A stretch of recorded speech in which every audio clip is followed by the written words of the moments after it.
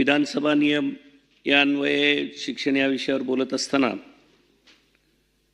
महाराष्ट्रातील शिक्षण आणि शिक्षक आणि विद्यार्थी या संदर्भामध्ये मी काही विषय या ठिकाणी मांडतोय।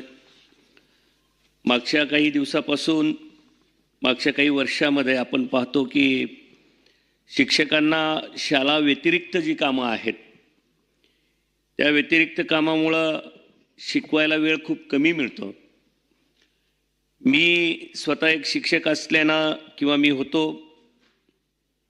वर्षभरातून अगदी 230-32 दिवस आपल्याला कामाला मिळतात, पण त्याच्यात ऑनलाईन काम, ऑफलाईन काम, जनगणना, प्रशिक्षण, इतर कामं याच्यातून खूप कमी दिवस त्या विद्यार्थ्यांसोबत घालवायला मिळतात।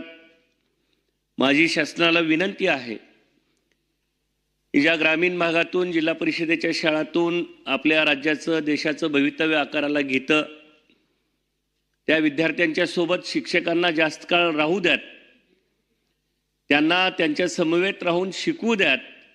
जो अतिरिक्त कामाचा बोजा आहे तो बोजा कमी करावा। ज्याच्यामध्ये सरकारनं दिलेली काही ॲप आहेत, केंद्र सरकारचे काही ॲप आहेत, काही ठिकाणी स्थानिक जिल्हाधिकारी, कलेक्टर, जिल्हाधिकारी, CO यांचे ॲप आहेत। त्या ॲपवर तात्काळ त्यांचं एक सेंट्रलायझेशन करून एकच ॲप असावं आणि ज्याच्या माध्यमातून सगळी माहिती मिळेल आणि शिक्षकांना विद्यार्थ्यांना शिकवायला जास्त वेळ मिळेल। मी वारंवार शाळांचं स्ट्रक्चरल ऑडिट करावं यासाठी मागणी केलेली आहे, कारण राज्यातल्या ज्या शाळा बांधलेल्या आहेत जिल्हा परिषदेच्या शाळा विशेषतः त्या शाळा 30, 40, 50 वर्षापूर्वी बांधलेल्या आहेत। आज जर त्यांची अवस्था पाहिली तर राज्यातल्या 70% शाळा या नादुरुस्त किंवा धोकादायक अवस्थेमध्ये आहेत। जिथं मुलांना आनंददायी वातावरणामध्ये चांगलं शिकता येतं, परंतु अशा गळक्या शाळांमध्ये जर विद्यार्थी शिकत असतील, त्यांचं मन लागत नसेल तर शिक्षणाचा अर्थ काय राहील याचा विचार आपण करावा। अशा शाळांचं स्ट्रक्चरल ऑडिट करावं आणि या शाळांची पुनर्बांधणी याचा एक कालबद्ध कार्यक्रम आखण्यात यावा, ही विनंती मी या ठिकाणी करतोय। मागच्या पावसाळी अधिवेशनात देखील टप्पा अनुदान मिळण्यासाठी शिक्षकांनी आंदोलन केलं होतं। त्यावेळेस सरकारनं 20% त्यांना टप्पा अनुदान दिलं। आजही पुन्हा ते 80% चे 100% होण्यासाठी त्या ठिकाणी आंदोलन करीत आहेत। माझी सरकारला विनंती आहे की राज्यभरामध्ये असे हजारो शिक्षक जे टप्पा अनुदानपासून वंचित आहेत त्यांना 100% अनुदानावर आणावं आणि त्यांना न्याय द्यावा पूर्ण पगारी।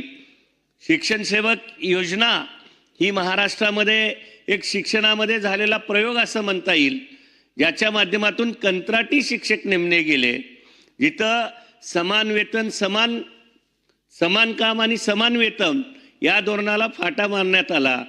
ते शिक्षण सेवक योजना राज्याला जर बंद करता आली तर याचा विचार करावा आणि न बंद करता आली तर त्याचं मानधन वाढवण्यात यावं, ही विनंती या ठिकाणी मी करतोय।